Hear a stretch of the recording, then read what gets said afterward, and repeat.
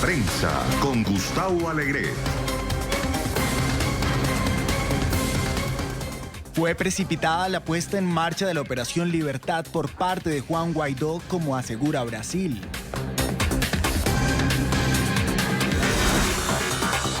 Putin contra las redes sociales. El Kremlin aumentó su control sobre Internet en Rusia. Y analizamos el verdadero trasfondo de la protesta en Francia, más allá de los chalecos amarillos. Aquí comienza Club de Prensa con Gustavo Alegret. Estas y otras cuestiones de la actualidad hoy en nuestra mesa de trabajo, que vamos a compartir con el profesor Eric Langer, profesor de Historia de la Universidad de Georgetown, aquí en la capital. Profesor Langer, buenos días. Buenos días. Gracias por acompañarnos, bienvenido. Y con quien nos acompaña también habitualmente, Juan Carlos Hidalgo, que es analista del Instituto Cato en la capital, Instituto Cato. Juan Carlos, ¿cómo estás? Buenos días. Gracias por acompañarnos. ¿Has estado de viaje, Juan Carlos? Sí, andaba en Costa Rica, ya volví. ¿Y qué tal? Muy bien. ¿Todo bien? Sí, todo tranquilo ya. Todo tranquilo. ¿Has dado pasos políticos últimamente? Sí, pero en este momento estoy en mi tiempo del Cato Institute y por lo tanto no puedo comentarlo. Ok, bueno, fair enough. Entonces queda dicho. Lo digo porque vi en la cuenta de Twitter, que sí es pública y por eso hacemos el comentario, que ha habido una cierta polémica, un cierto eco sobre determinadas decisiones. Pero sí, lo hemos presentado como analista del Cato Institute y lo mantenemos. Bienvenidos. Entonces, conversamos con esas cuestiones de la actualidad que nos llevan a Venezuela. Esta mañana hemos visto a Nicolás Maduro, una marcha matinal rodeado de militares, ese grupo de militares que le sirve a Maduro para trasladar el mensaje de que las Fuerzas Armadas están con él. Hay un debate sobre cuán divididas están las Fuerzas Armadas. Juan Carlos, Vladimir Padrino López dijo tras el alzamiento cívico-militar del martes que el 80% apoyan a Maduro. Le preguntábamos esos porcentajes a Elliot Abrams en NTN 24 sobre el apoyo y dice que son precisamente lo contrario. El 20% le apoyan, el 80% no le apoyan. Una guerra de cifras que hoy Maduro intentaba poner sobre la mesa y dejar claro que sí hay unidad en torno a su figura. ¿Es creíble? Es una guerra psicológica y en estas guerras psicológicas casi que ningún bando dice exactamente la verdad. Cuesta que, bueno, primero que todo parece una confesión bastante interesante, el Padrino admitiendo que un 20%, una quinta parte de las Fuerzas Armadas no están con el régimen. Es significativo, sin duda alguna.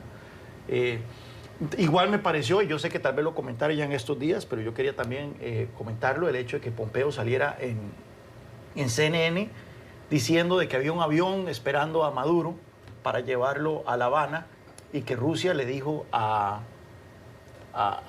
Maduro que se quedaran en Caracas, echando a perder un plan fraguado, parece, por Estados Unidos. Es una admisión de derrota bastante honesta por parte de la administración Trump.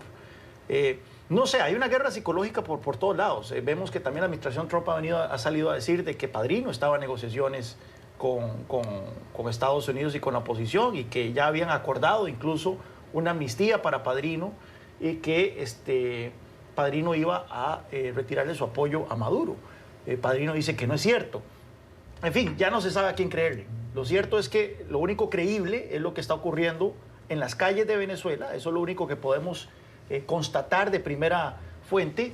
Y lo cierto es que lo que parecía como un levantamiento militar inicialmente terminó siendo protestas ciudadanas con represión policial y represión de parte de las fuerzas del orden, pongámosle fuerzas del orden porque ni siquiera es el ejército, es la Guardia Nacional, que es militarizada, pero Guardia Nacional al fin, de Nicolás Maduro.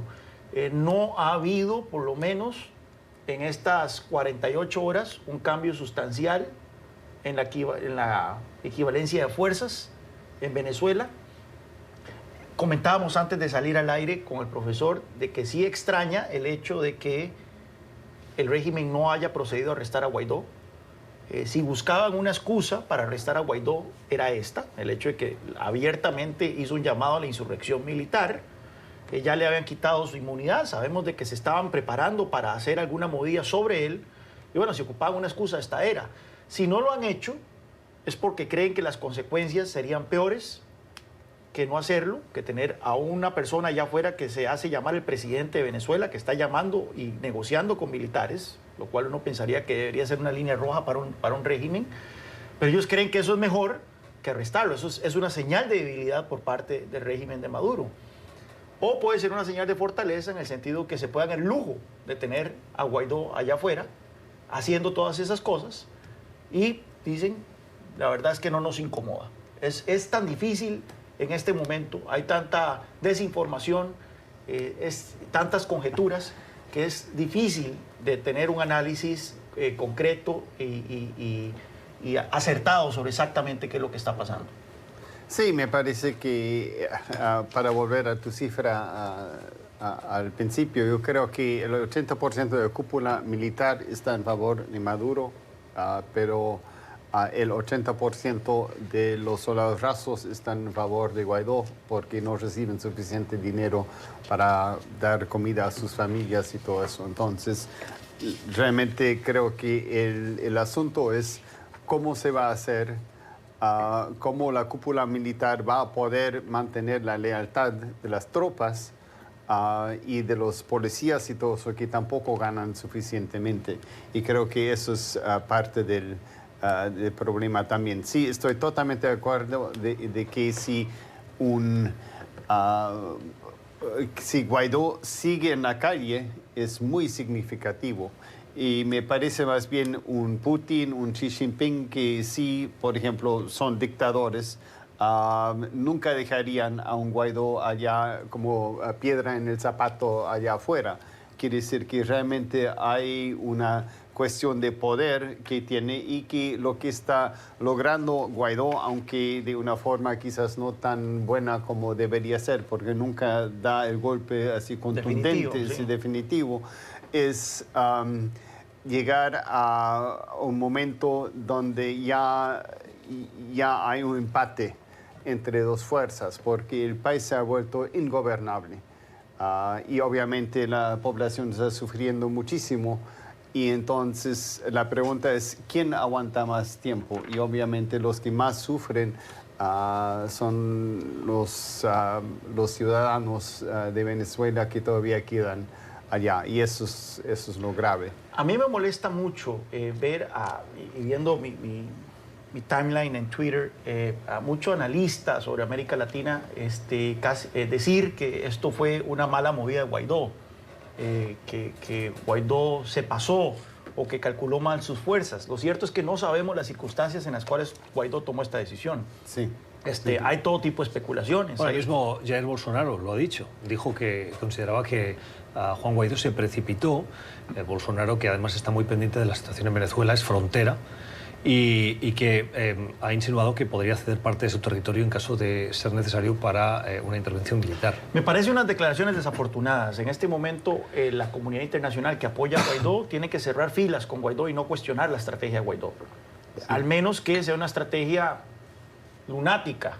Pero en este momento sabemos que la situación en Venezuela no es que esa guerra psicológica, ¿no? Justamente no es que Guaidó tenga una serie de opciones deseables y se pueda dar el lujo de escoger una, no, es que las opciones son muy limitadas. No sabemos si Guaidó iba a ser arrestado y que por eso decidió hacer esta movida. No sabemos si en verdad él contaba con el apoyo de un sector significativo de las Fuerzas Armadas que luego le retiraron su apoyo. No sabemos si esto fue una trampa. Alguna gente dice allá afuera que era una trampa de los cubanos, ¿verdad? Que le querían hacer creer a Guaidó de que en verdad esto ya estaba negociado y al final para poder tener una excusa para arrestarlo, cosa que no ha ocurrido. En fin, lo cierto es que Guaidó también necesita mover sus fichas. Llevábamos ya 3 meses desde que fue juramentado como presidente interino, protestas masivas a lo largo y ancho de Venezuela cada vez que él se hace presente en una ciudad, en alguna comunidad, pero protestas pacíficas, y eso no le hace cosquillas al régimen. El régimen no tiene problemas con que la gente se tire a la calle siempre y cuando no lo joda. Y en este caso, tal vez Guaidó sintió, bueno, tenemos que hacer algo para... Y conforme la economía colapsa, o sea, ya estamos hablando de sin electricidad, sin comida, sin agua. La economía colapsa. Estamos hablando ya de la edad de piedra en Venezuela. La gente empieza ya a enfocarse en lo más básico, que es comer, en buscar comida, en buscar abrigo, buscar agua. ya tumbar al régimen pasa a ser una segunda prioridad, una tercera prioridad, cuarta prioridad. Y es por eso que Guaidó tenía que hacer algo rápido. ¿Hay riesgo de conflicto civil interno dentro de Venezuela, como dice Bolsonaro? Y también he oído a algunos analistas apuntar en esa línea. Para nada. Me parece muy poca probabilidad, porque los únicos que realmente tienen las armas son los colectivos, las milicias, que desde Chávez ha armado con rifles de Rusia más que todo, y la población civil casi no tiene armas, entonces muy, muy difícil, excepto si una parte, digamos, una parte de Venezuela, los militares allá se declararían en contra del gobierno de Maduro, digamos el Zulia o Táchira o algo así. Si un regimiento entero, si una división entera del ejército le declara su lealtad a Guaidó y hay un enfrentamiento dentro del ejército, entre Fuerzas Armadas. Sí. Y eso no es muy probable. Para volver a Brasil también, lo interesante es que en realidad Brasil tiene la suerte de sí tener frontera o mala suerte con Venezuela, pero es una frontera bastante despoblada, porque es parte de la jungla y todo eso es el extremo sur de Venezuela. Donde realmente hay más población es la frontera Colombia y Venezuela. Y allá sí hay mucho más tráfico allá. Profesor, en las últimas horas, ahí tienen la noticia, quien se ha reunido con el secretario de Estado ha sido el ministro de Relaciones Exteriores ruso, Sergei Lavrov. Y en esa conversación han hablado de Venezuela y Rusia le ha trasladado a Estados Unidos la preocupación por lo que Rusia considera que es una interferencia de Estados Unidos en Venezuela y alerta Rusia a Estados Unidos de graves consecuencias si se siguen produciendo pasos agresivos. ¿De qué graves consecuencias podemos estar hablando?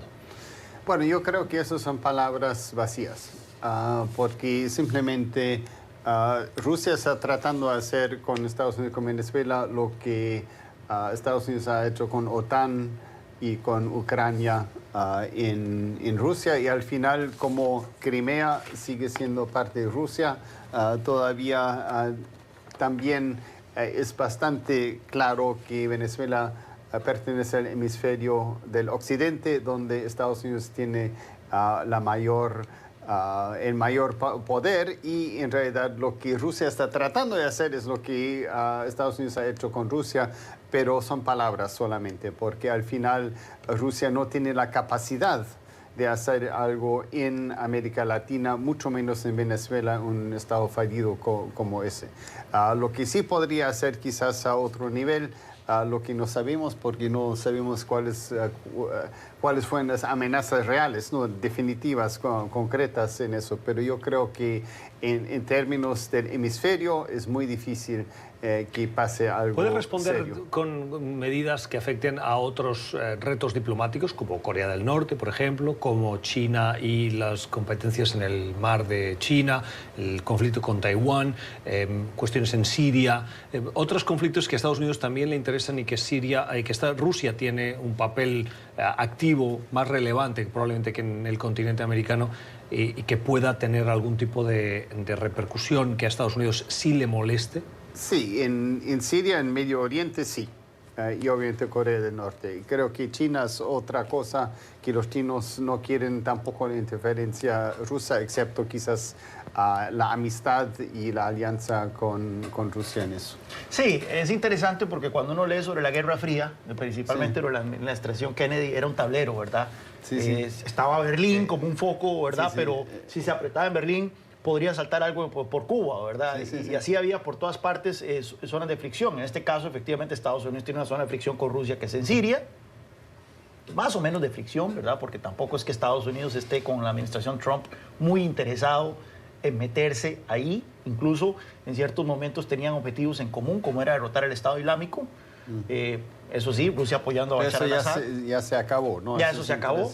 Está el tema de Ucrania, en el este de Ucrania, la presencia rusa y la toma de ciertas provincias del este de Ucrania. Eso puede ser un foco de conflicto. Están también los países bálticos, que Rusia puede crear problemas ahí, pero eso ya sería una bronca con OTAN, como un todo, ¿verdad? No solo con Estados Los Unidos. europeos, sí. Exacto. Así que hay varios votos de presión donde efectivamente esto podría trasladarse.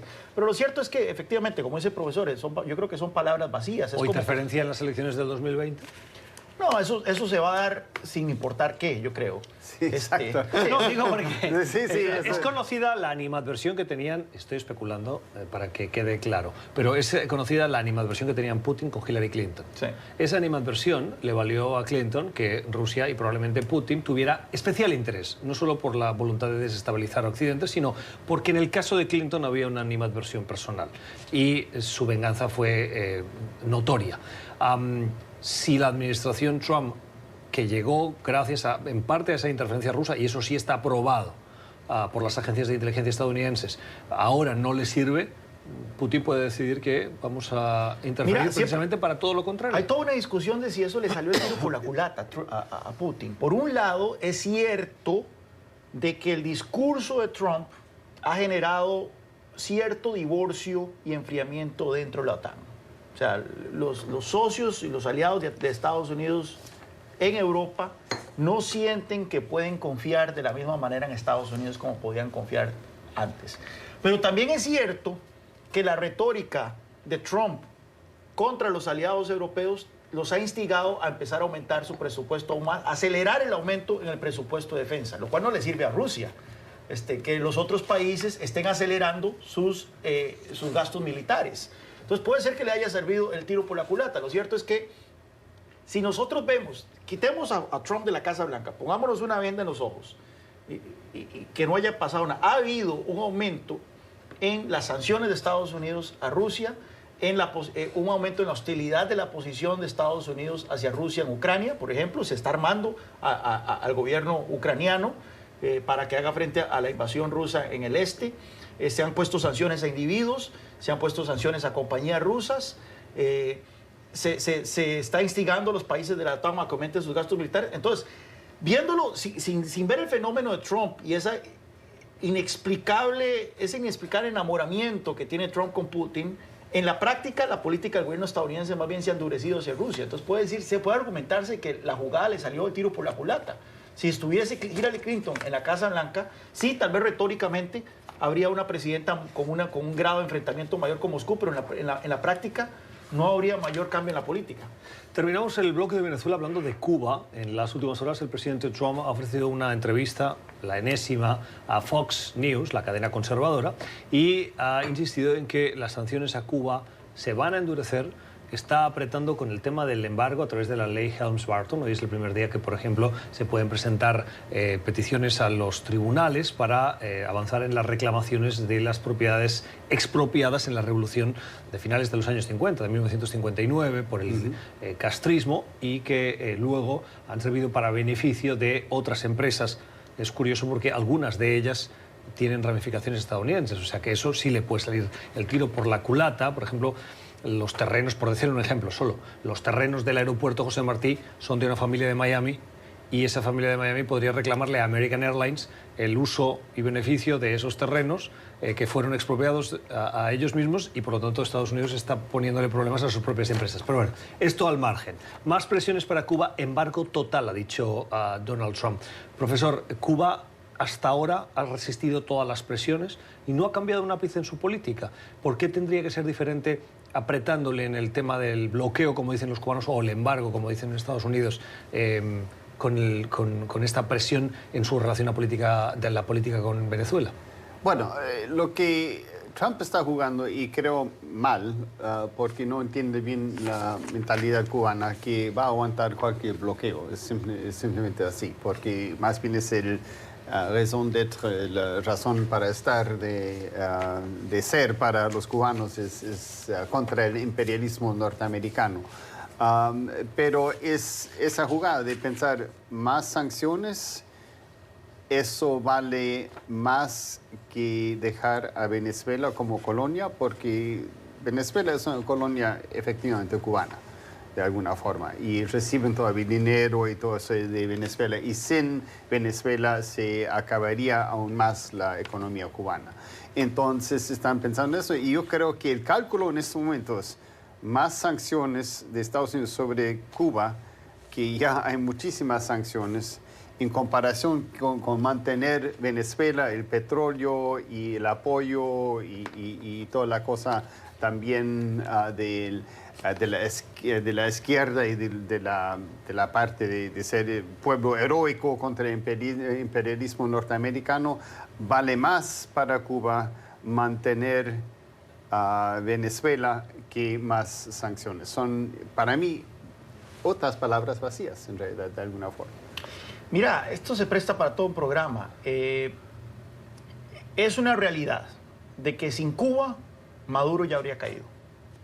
Yo siento que la presencia de miles de operativos cubanos infiltrados en las Fuerzas Armadas es lo que previene un alzamiento militar. Y no solamente Fuerzas Armadas, más bien el Ministerio del Interior, aún más importante. Interior, inteligencia, Sí, todo, todo es el enfrentamiento. O sea, imagínate que tenemos 200... ¿Cuántos son las Fuerzas Armadas de Venezuela? Con más de 200.000 efectivos, creo, ¿no? Sí, sí. 2.000 generales. Coordinar un levantamiento militar entre las 5 ramas de estas Fuerzas Armadas, que son, están los servicios de inteligencia, está el ejército en sí, la Fuerza Aérea, la Guardia Nacional, la Armada, y ¿cómo se llama? Y la Guardia Nacional, sí, con todos 2.000 generales, sin que los cubanos se den cuenta, teniendo los servicios de inteligencia más sofisticados del mundo, uno de los servicios de inteligencia más, porque hay que reconocerlo, los cubanos agarraron la Stasi alemana y le pusieron picardía caribeña, sí, sí, y han hecho el servicio de inteligencia más sofisticado del mundo, quizá. Es imposible. Entonces, Cuba es un pilar fundamental en cualquier estrategia sobre Venezuela. Ahora bien, creer que con un embargo, o volver a los días del embargo, van a cambiar la actitud de Cuba, no va a ocurrir. Sí, sí. O pretender que un embargo total de la economía, incluyendo el capítulo 3 de la ley Helms-Burton, van a hacer que los cubanos se lancen a las calles a tumbar al régimen de los Castro, porque sigue siendo el régimen de los Castro, es también como que muy ilusorio. O sea, esto simplemente es castigar a la población cubana. Ciertamente, tal vez con la administración Obama hubo una apuesta ingenua, creo, en el sentido de que si Estados Unidos le tendía la alfombra roja a Cuba, Cuba tal vez iba a dejar de hacer maldades en Venezuela e iba a adoptar una posición un poco más neutra. Vimos que eso no fue el caso. Pero lo cierto es que en Cuba hay 11 millones de personas. La mayoría de ellas se han beneficiado de esta apertura con Estados Unidos, la apertura de negocios, la llegada de turistas estadounidenses, la llegada de remesas, y castigarlos a ellos no va a cambiar la actitud del gobierno de la dictadura cubana. Las opiniones, el análisis de quienes nos acompañan hoy en esta mesa de trabajo, el profesor Eric Langer y el analista Juan Carlos Hidalgo. 1 de mayo celebra la gran parte del mundo el Día del Trabajo y lo hace irónicamente descansando.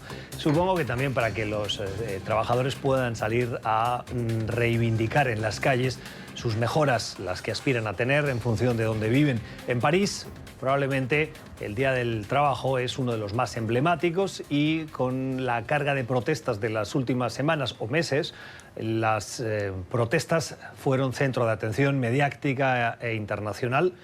Los chalecos amarillos opacaron en cierta medida la reivindicación de los sindicatos y volvieron a haber altercados en esas calles. Macron no consigue aplacar las iras de los franceses.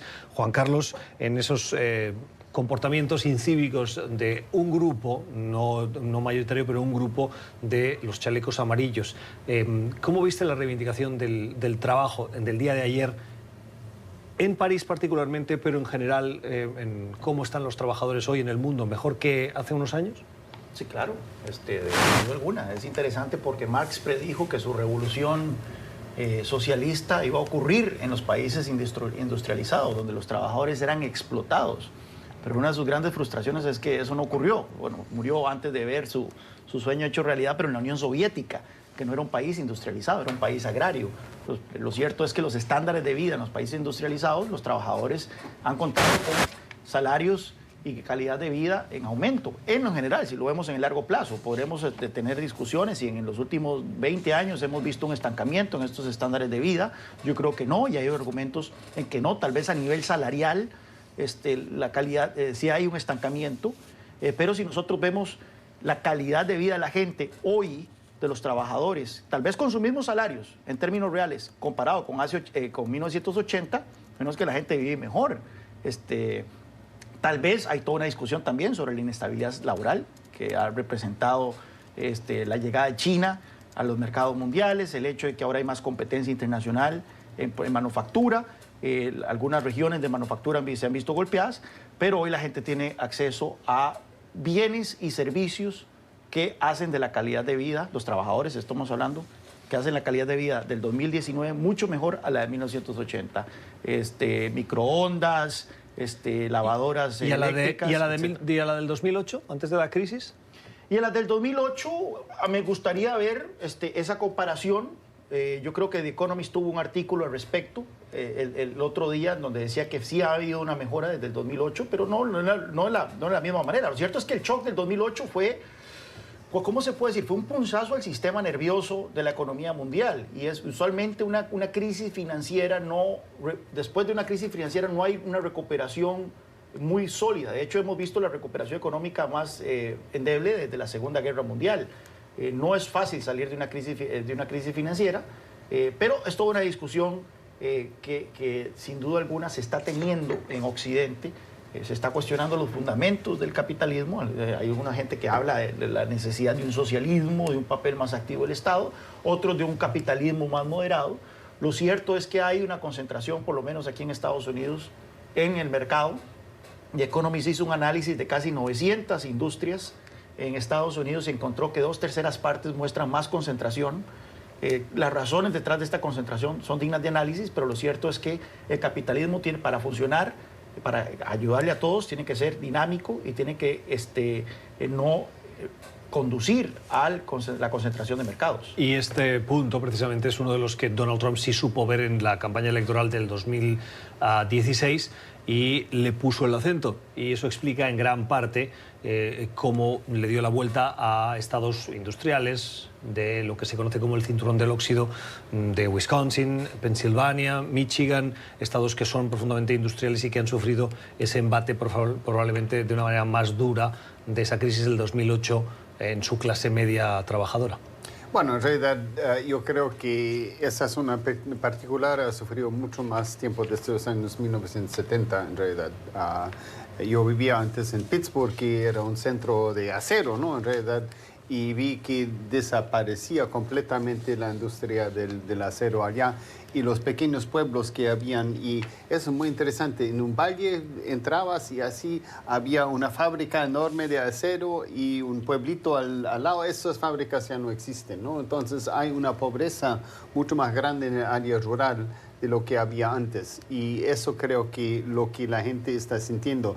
El problema es la economía nunca es igual en todas partes. Y lo que sí hemos visto en Estados Unidos en particular es que en las costas la economía por lo general ha mejorado, pero en las áreas rurales, en el centro del país, más bien se ha estancado. Puede ser que hasta se haya desmejorado y se ha desmejorado por otras cosas.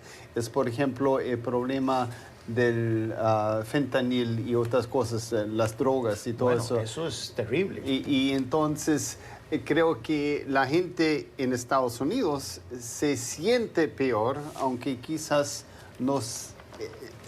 estén mucho peor, pero las expectativas, la televisión, de mostrar todas las cosas lindas, de tener el último modelo del teléfono y todo eso, que la gente ya tiene dificultad de acceder, entonces crea también expectativas que deberían estar mejores de lo que son. Y esas expectativas también contribuyó el presidente Donald Trump anunciando el retorno del carbón, el retorno de industrias para la clase trabajadora, que son promesas que a todas luces no puede hacer en una economía globalizada porque no depende de él. Sí, él puede no intentar crear las condiciones, pero no garantizar que esas industrias decidan volver a construir vehículos, lavadoras, en zonas que estratégicamente, cuando tienes otras partes del mundo que puedes hacerlas mucho más baratas, pues... Hay un fenómeno que dice el profesor y es un fenómeno que tenemos que ponerle mucha atención. Y fijo, hay gente que le está poniendo atención, que es el tema de la geografización de la economía. O sea, nosotros cuando hablamos de la economía de un país pretendemos que es homogénea. Pero lo cierto es que no. Y lo tampoco estamos en viendo. Francia, por si acaso, si volvemos Sí, vamos a sí, Francia, sí, vamos sí, al Reino Unido, con el Sí, norte, sí. como fue golpeado por las políticas de Margaret Thatcher, Sí. de desindustrialización. Lo vemos en mi país, en Costa Rica, las elecciones mostraron un divorcio entre lo que es el área metropolitana y las costas. En fin, vemos en Brasil, el sur versus el norte. O sea, esto es un fenómeno global. La economía no es algo homogéneo a lo largo y ancho de un territorio nacional. Y lo cierto es que, volviendo al caso de Estados Unidos, hay un libro que salió hace un par de años de Tyler Cowen, profesor de economía de George Mason University, que se llama The Complacent Class, la clase complaciente. Dice que los Estados Unidos se han vuelto un poco más complacientes y muestra algunos datos interesantes. Los estadounidenses ahora se mudan de estado a un ritmo mucho menor que hace 40 años. Uno esperaría, por ejemplo, que cuando las economías regionales se deprimen, la gente agarre sus maletas y se vaya a zonas donde hay mayor actividad económica. Por lo menos así era como funcionaba aquí en Estados Unidos. Pues vemos que no. Ahora la gente está echando raíces y si hay un pueblo en donde una industria ha sido cerrada y ha sido golpeada, la gente se queda en ese pueblo. Y esto genera ya problemas sociales. Y bueno, viene ya todo el factor de las drogas y demás, como los opioides, que están agravando entonces todavía más ese fenómeno. La tasa de creación de empresas en Estados Unidos está en su punto más bajo también en 40 años. O sea, hay cambios, fuerzas sociales todavía mucho mayores que no sabemos explicar, que están en juego. Y allá la crisis financiera de 2008 tenía mucho que ver, porque el precio de las casas bajó en ciertas áreas, entonces los lugares donde la economía no va bien, a veces la gente tiene hipotecas mayores de lo que vale la casa ahora, entonces no se pueden mudar, porque si se muda, entonces tienen que pagar como $20,000, $30,000 y con eso ya no alcanza. Vean qué interesante, y esto es un tema muy interesante que ya nos estamos metiendo en teoría económica monetaria, pero uno de los puntos... A mí me encanta eso. Pero uno de los pilares fundamentales de tener un área monetaria óptima, como Mundell, el Premio Nobel de Economía, era que, bueno, precisamente el libre movimiento de personas dentro del área monetaria óptima. Por eso es que la Unión Europea tiene que tener libre movimiento de personas si quiere tener el euro. Porque en teoría, si un país es deprimido económicamente, pues la gente se puede ir. Claro, pero hay una barrera que es el idioma. En Estados Unidos no hay idioma. Pero vea qué interesante. El sueño americano, ¿cuál es el sueño americano? Tener una casa.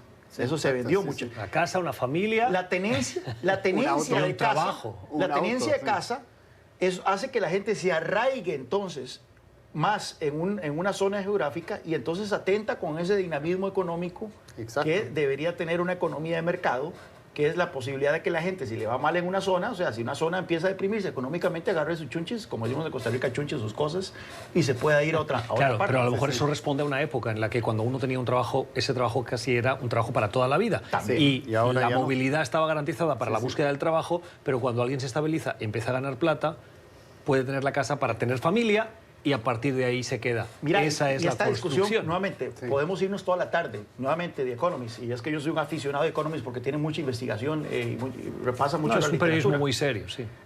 El otro día estaba leyendo un artículo que se puede decir que de los años 70 Estados Unidos sufrió varios shocks de competencia internacional. Uno fue Taiwán, otro fue Japón, todos en los 80, y finalmente fue China. Pero las consecuencias han sido distintas. Los golpes que sufrió Estados Unidos de Taiwán y Japón, tal vez por su magnitud, no fueron tan contundentes como sí sufrió de China en la base industrial en algunas regiones. Pero lo que también encontraron los autores de este estudio que repasa The Economist es que los golpes que dieron Japón y Taiwán se dieron a industrias que estaban en alto nivel de manufactura, o sea, que golpearon a las clases que estaban en la punta del desarrollo económico. Mientras que el golpe que dio China fue a una base manufacturera baja. Y por lo tanto la capacidad de reacción de esta gente no fue la misma que hubo con la gente que sufrió el golpe de Japón y Taiwán. Son fuerzas muy complejas, no es una cuestión que se pueda hacer un blanco y negro, hay todo un caleidoscopio de grises, pero sin duda alguna se presta para una conversación de muchas horas. Sí, bueno, es súper interesante. Aquí se podría usar la teoría de Schumpeter, por ejemplo, de destrucción creativa, que no sé si, bueno, ha sido muy cuestionada. Pero lo interesante es, en realidad, es que estamos en una fase económica, estamos en, digamos, una ola que todavía no sabemos a dónde va. porque se supone, y eso ha pasado siempre en el pasado, sí había un tiempo de destrucción de empleos, pero después siempre surgía otra posibilidad de crear otros empleos, en muchos casos mejor pagados, más bien. El problema ahora es que los empleos de los que no tienen mucha formación, que no tienen formación, digamos, o artesanal o de carpintería, bueno, cualquier cosa, y apenas han graduado de lo que se llama high school o secundaria, ya eso escasea y más bien los sueldos son muy bajos. Y los que sí han terminado universidad, algo así, tienen empleos mucho mejores. Lo que pasa es que con esto que me estás contando, profesor, me llama la atención, por ejemplo, en España, Sí. Hoy, personas que se dedican a trabajos de carpintería, de albañilería, de plumbing, ¿no? Sí. ¿Cómo le llaman en castellano? El fontanero. Fontanero. El plomero, como dicen en América Latina. Yeah. El costo, el cobro de hora de estas personas, Sí. a veces es tan alto como el de un recién licenciado en Derecho o en Economía, que sale a trabajar en una primera instancia. Y en momento de boom económico en España, y eso fue una de las consecuencias que luego se derivó en la crisis, es que gran parte de los jóvenes que tenían la opción de ganarse 3.000 euros al mes en el sector de la construcción, que estaba en pleno auge, abandonaron los estudios, estuvieron el tiempo que el auge duró, y luego, cuando terminó, eso entró en recesión y estos jóvenes ya no podían volver a la universidad porque se encontraban en un momento de la vida que o eran demasiado mayores o ya tenían familia o tenían otras responsabilidades y necesitaban seguir trabajando. Pero ese llamado de esos jóvenes que estaban estudiando y que tenían acceso a trabajos poco calificados pero de muy buena remuneración fue un problema. Sí, pero me parece que en España hubo un boom y ese es el problema. Cuando hay demasiado auge en algún momento, entonces distorsiona la economía. Porque en Alemania, que conozco muy bien, hay un programa bueno, los alemanes son bien sistemáticos, ¿no? Entonces tienen programas, por ejemplo, de que si no vas a seguir los estudios, entonces entras en un aprendizaje y todo eso y te vuelves algo con mano de obra calificada. Y eso es mucho más, creo, de alguna forma organizada.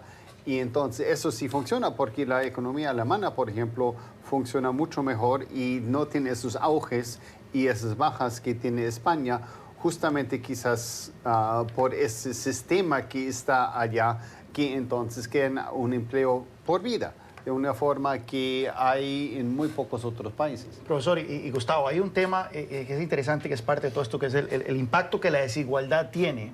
Hay mucha literatura económica ya dice que un aumento de la desigualdad afecta el crecimiento económico. Si bien recuerdo, la mayoría de esos estudios, y no todos, no es que dicen que la desigualdad por sí sola atenta contra el crecimiento económico, sino que la desigualdad genera problemas políticos que luego hace que se tomen medidas que atentan contra la desigualdad. No es un efecto directo de la desigualdad sobre el crecimiento, es un efecto indirecto. Pero lo cierto es que estamos en una época en donde por primera vez vemos un aumento en la desigualdad, por lo menos en Occidente, que se da en un contexto de democracia. El primer aumento de la desigualdad que podemos registrar, por lo menos en los números, fue previo a la Primera Guerra Mundial. Después de las dos guerras mundiales, más bien hubo una caída de la desigualdad en el mundo, que según las investigaciones de Piketty empieza otra vez a aumentar en los 1980. ¿Qué pasa? Se puede argumentar que antes de la Primera Guerra Mundial no había democracia porque no había voto universal. Las mujeres no votaban, por ejemplo, solo los hombres. Era una democracia imperfecta. Esta es la primera vez en que vemos entonces un aumento de la desigualdad cuando hay democracia, redes sociales, voto universal, prensa libre y demás. Y ahí las consecuencias que son inéditas. No sabemos a dónde va a acabar eso. La opinión de los analistas hoy en Club de Prensa Aprendido. 11 y 17 minutos en la costa este de Estados Unidos y Santiago de Chile, 10 y 17 en Bogotá, Lima, Quito. Estamos en Club de Prensa, el análisis con los expertos que nos acompañan en esta mesa de trabajo, hoy con Juan Carlos Hidalgo y con el profesor Eric Langer. El día en que conocemos nuevas encuestas de popularidad del presidente Trump, que no le está yendo mal, a pesar de que sigue en una franja donde por debajo del 50% se ha mantenido.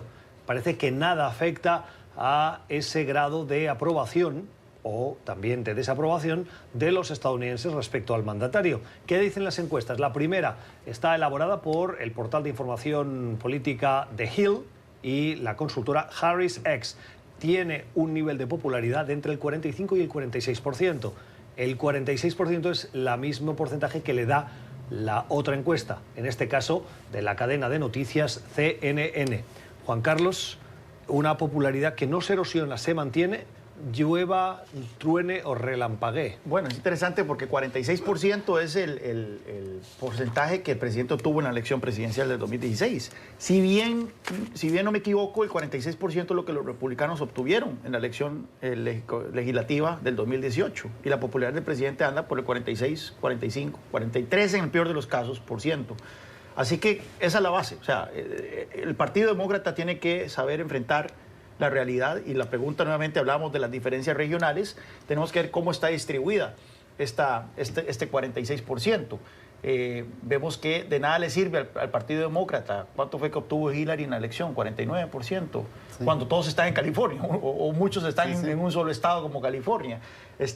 Aquí, al elegirse presidente, no mediante voto popular, sino mediante un colegio electoral, la distribución es importante. Y si este 46% del presidente sigue teniendo una presencia importante, principalmente en esos estados industriales del noroeste, como son Michigan, Pensilvania y Wisconsin, sin hablar de Ohio también, pues los demócratas van a tener una carrera muy cuesta arriba. Y en ese sentido, si no recuerdo mal y no me falla la memoria, en la carrera por la nominación demócrata están pasando varias cosas. Las pongo sobre la mesa, profesor, por si quiere comentarlas. Una, el ex vicepresidente Joe Biden ha presentado su candidatura y parece que le está yendo muy bien. Ya le saca alrededor de unos 20 puntos a el inmediato competidor, Bernie Sanders. En las últimas horas, Biden ha estado en esos estados del norte de Estados Unidos, en ese cinturón del óxido donde Donald Trump consiguió su victoria, y ha dicho que no tiene que pedir perdón porque él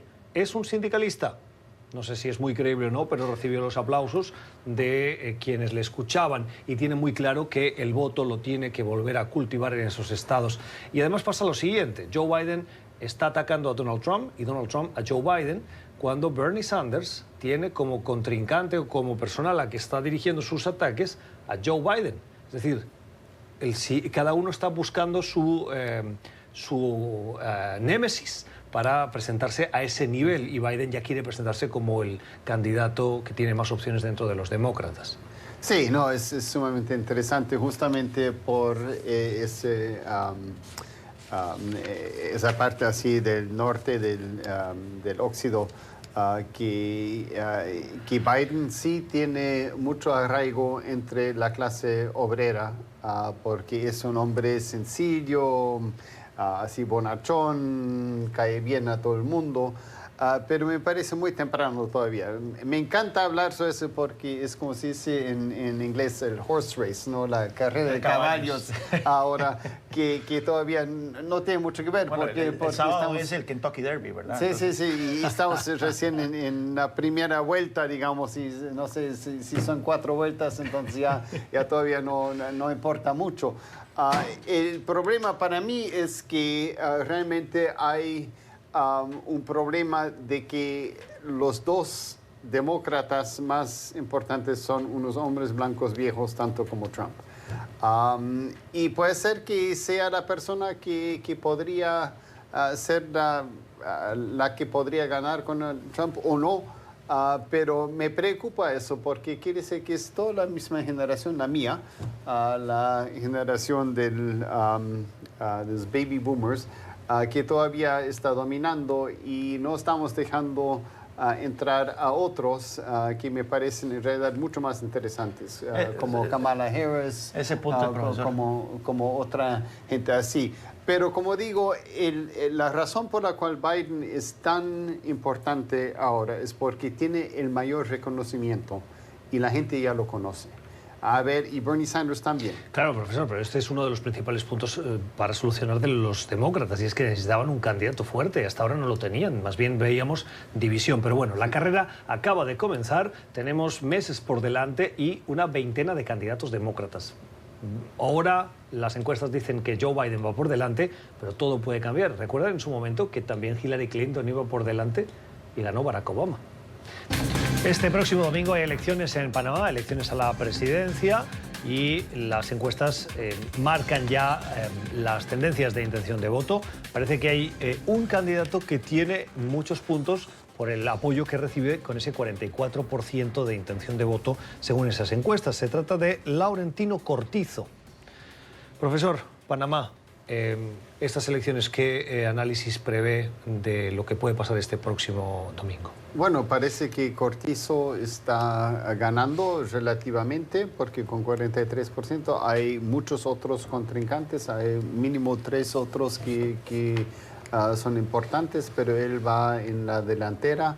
Y lo interesante es su discurso anticorrupción, que obviamente es algo muy importante en Panamá por varias razones. Uno, porque bueno, ha habido mucha corrupción en Panamá, pero segundo, porque es el centro financiero realmente de Centroamérica y se puede decir hasta de Latinoamérica. Y es muy importante más bien tener la imagen de poca corrupción. Además, el Canal de Panamá, que siempre ha sido llevado de una forma muy pulcra, y eso es muy importante mantener esa imagen. El problema es con un discurso de anticorrupción que ha habido, digamos, con Fernando de la Rúa, con Argentina, con varios, que es un discurso con poco fondo, porque no dice mucho sobre qué es lo que se puede hacer. Tomando en cuenta que es el candidato del PRD, que es la principal maquinaria política de Panamá. Esto es como que un candidato del PRI en México tenga un discurso anticorrupción. Exacto. O que un candidato colorado en Paraguay tenga un discurso contra corrupción. Hay que agarrarlo con pinzas eso. Sí, sí. Aquí las cosas que hay que saber son dos. Bueno, son varias, no voy a enumerar porque ya me ha pasado que me quedo, se me olvidan las otras. Uno, no hay segunda vuelta. Entonces el que gana este domingo es el presidente. Y eso es un problema, puesto que, de hecho, de las discusiones que está teniendo Panamá es reformar la Constitución para meter una segunda vuelta. Dos, ningún candidato amenaza el sistema, los fundamentos del sistema económico. Tres, la clase política panameña es sumamente mediocre y por algún motivo eso no ha afectado la economía. Panamá sigue siendo la economía que más crece en América Latina, con niveles impresionantes de crecimiento en el PIB per cápita, de desarrollo de infraestructura y demás. ¿Por cuál voy? Por el cuarto. Odebrecht metió $100 millones en coimas y sobornos en Panamá. Es tan pequeño. Y solo Martinelli, el expresidente, se ha visto procesado y algunos de sus allegados se han visto procesados por temas de corrupción. Así que existe un gran nubarrón sobre la institucionalidad panameña, sobre qué ha pasado con los otros que han recibido coimas y no han sido procesados. Y es por eso que el tema de la corrupción es el tema que ha dominado en esta campaña. Y la pregunta es si los cambios que se están proponiendo, tanto el sistema político como el sistema judicial, harían mella en ese sentido. Elecciones en Panamá, Juan Carlos Varela termina su mandato y este domingo nuevo presidente. ¿Qué van a elegir los panameños? NTN 24 va a estar pendiente de esas elecciones y les daremos puntual resultado de las urnas. Hasta aquí nuestro programa de hoy, el análisis que ha llegado de la mano de Juan Carlos Hidalgo y del profesor Eric Langer. A ustedes, por la generosidad de su tiempo de acompañarnos, espero que hayan aprendido tanto como hemos aprendido nosotros. Feliz día.